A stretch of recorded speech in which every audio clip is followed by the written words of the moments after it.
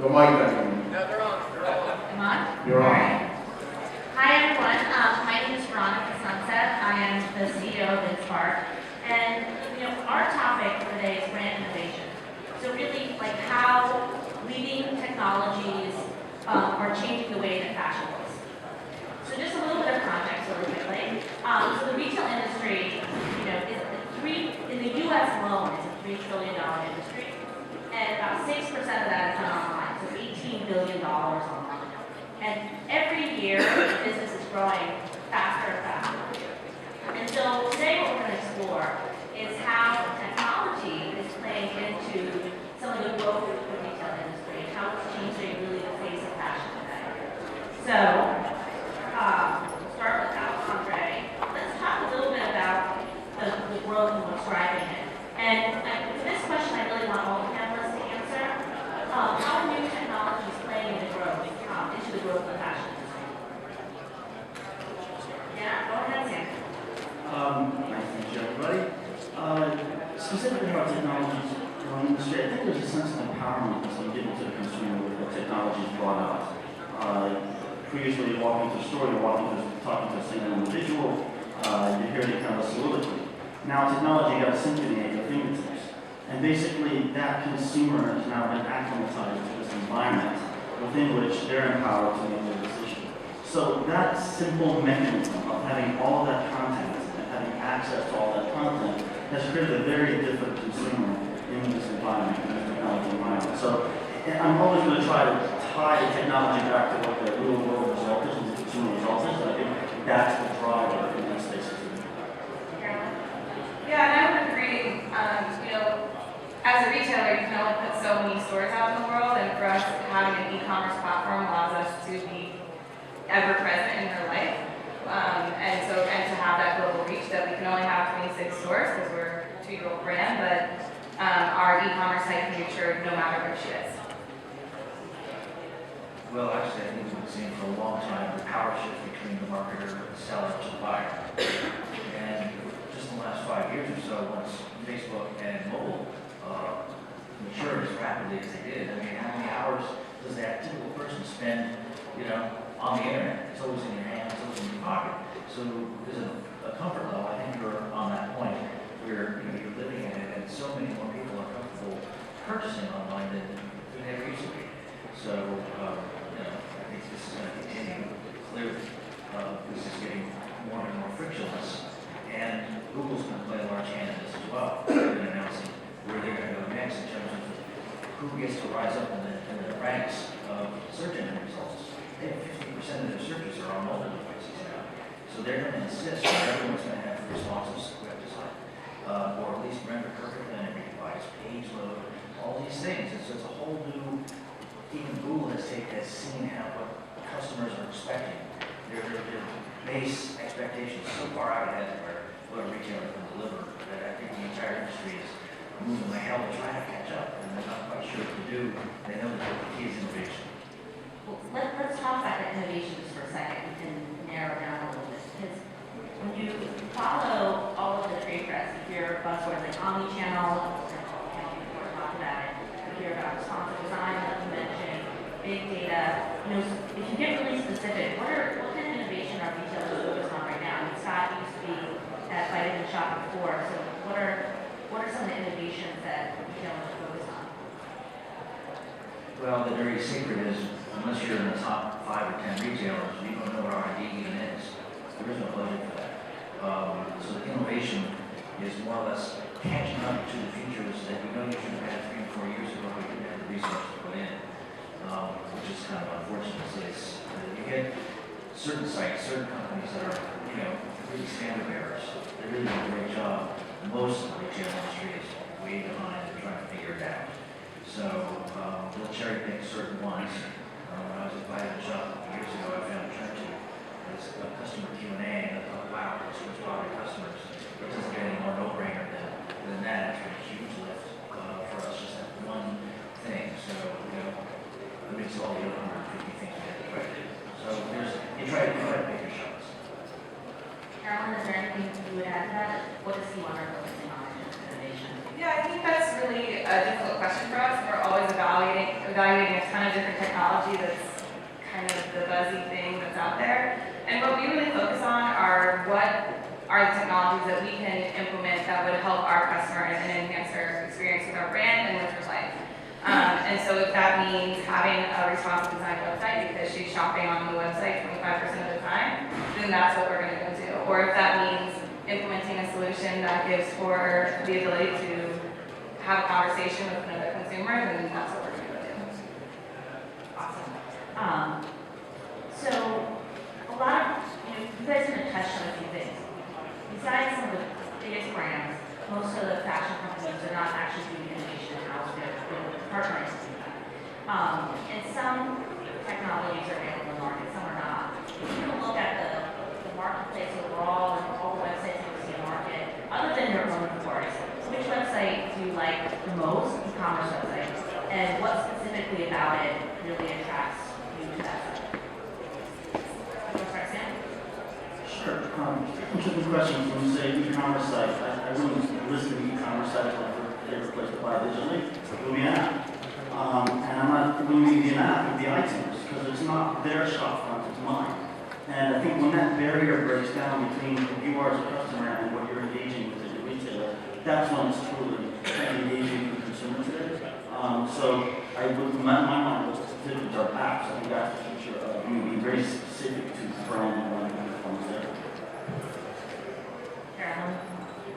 Sure, I think that Net-a-Porter is one that people often cite, but I think that they're still really leading the pack in that customer experience. So having a personalized message when you get your package, having a personalized header when you log onto their site, and then having a really robust content element to the website. I think that that's a really key piece of adding that brand value that the panel before talked about. I think I want to take Sephora. Sephora? Not that personally, but I've been admiring their ability to innovate for years and really get so in touch with their customers and what they want in terms of helping them buy and use the products. It's talk about content, they've been a real authority and quite a leader. So it's their voice and not a specific technology on Sephora that you feel like it stands out from the rest? I think it's their empathy with their customers, because the things they introduce are just, why hasn't anybody done that before? It's just so obvious, they've had a long string of those things, so I think it's the thought process is sort of wow. As a shopper, my expectations are more likely to get exceeded, not just met, exceeded on sites like that, maybe just met, barely on a site like that. But, yeah, no, we used to watch them a lot, we used to think those guys were great. That's awesome. Now, Scott, I'm going to stay with you for just a second because you mentioned responsive design earlier. We're seeing more and more customers shop on tablets and phones. I think the stats were over Black Friday holiday, that was the biggest mobile day ever. So how are retailers responding to that? What are they doing? Is it responsive design? Is it an app? Is it a mobile specific site? What is the best way to really address your customers across the mobile landscape? Well, responsive design has its limits, but the idea what Google is trying to get across is your pages must run perfectly on any device. So any experience, any customer, shopper, or searcher should have the right experience. You can go through this, you can invite them to shop with creating a separate end doc mobile site, and that's a task unto itself. I would encourage, I believe that websites are absolutely necessary to move forward in that, in most cases. The app can be an entry point. So for my shop, we have 5, 6 different customers. Some that are far more adept or mobile centric than others. And so, going the app was tough for us because we had to really develop something that was only for a slice of our customers. And now you're in the software business, you develop a product, you have to support, you have to improve and all that kind of thing. So we backburned apps strictly because we wanted to get the mobile experience right. We used to send a tablet, all of iPad traffic to the main site, the screen was large. After we launched our mobile site, we switched it around. And so the tablet got just a basic mobile experience, and our conversions went up by 3 times. I guess we did okay on It's a mobile. simplification of the experience sometimes that comes. Yes, you got rid of stuff. Yeah. It's good. Carolyn, anything you want to add? How are you seeing consumers shop differently in mobile? Are they buying more? Are they buying less?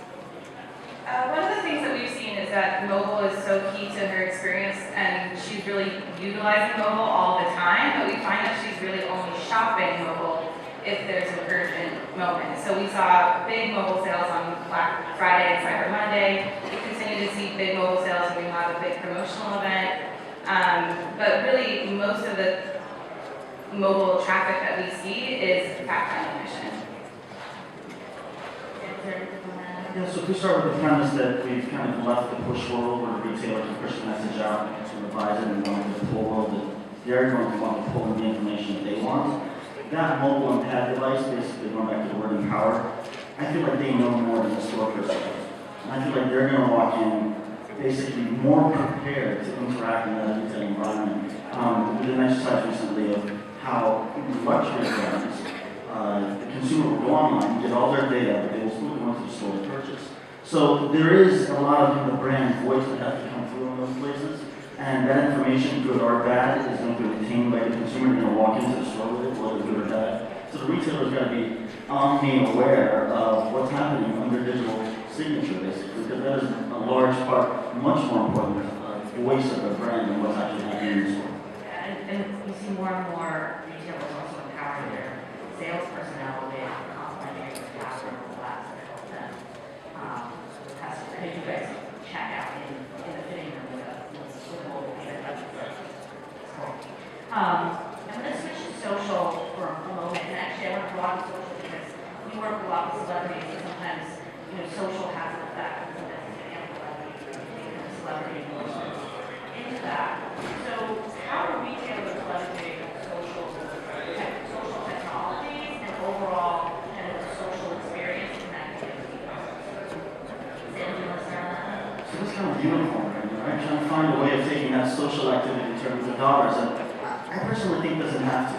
I don't think everything has to be a sales tool. I think social is very kind of beautifully placed out there as a way for that brand, for that retailer to communicate its values, to say that I'm not just another white box with the same garments that everybody else has. There's a reason for you to interact with my brand. There's a lot of other great tools out there that connect the consumer to the buying mechanism faster.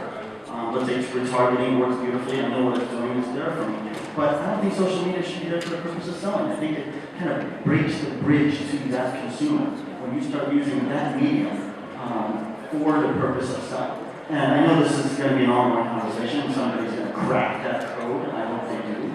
But just for right now, I really think that social media should just remain the cultural voice of the brand, not something else. Carolyn, I know there's a lot of social. See whether how do you find it things into your sales strategy? Yeah, I think we have a lot of different social strategies that go on with C-Wonder, and we're at the benefit because we're such an early stage company that we launched when social was an actual recognized way to get engaged with your brand. And so we play in all of the different social channels, and we have a lot of on-site social applications. I think that your application, Veronica, is definitely one that we use to drive engagement as well as drive sales. We have an incentivized share program with Spark, which we find to be incredibly useful and productive, particularly in the Pinterest world, because we found that incentivizing that share on Pinterest is the best way to engage on the Pinterest platform. Another thing that we've done is that we use the social channel for us to test a lot of content. It's really the fastest and quickest way for us to test our content.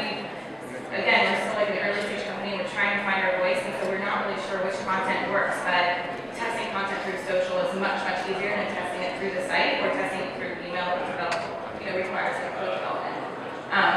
And we've even been using social, particularly Instagram, to vote and test on product. And so we had one product that we featured in our fall marketplace.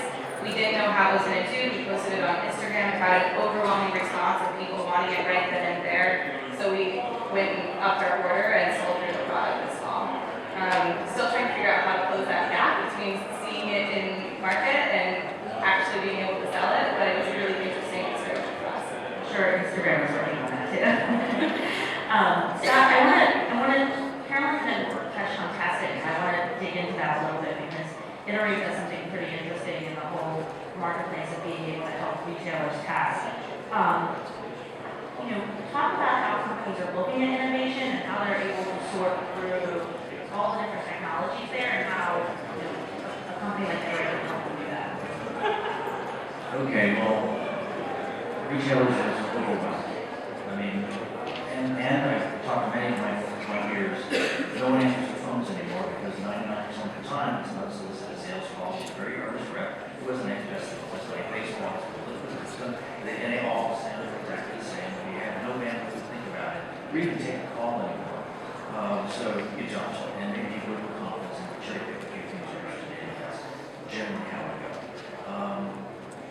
What we're trying to do, very briefly, is say, look, let's turn that out and say, well, we as an outside firm screen all these technologies for you, not just the ones that are calling on you, but particularly the ones out there, all the accelerators and incubators, the ones that no one's heard of, or some that are just getting started.